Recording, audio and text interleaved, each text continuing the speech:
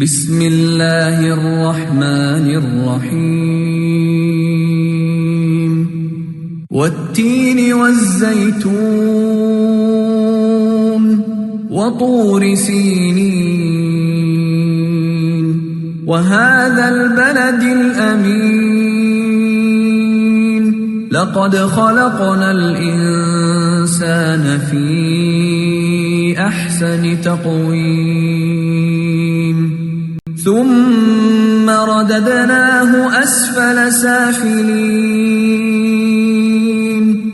إلا الذين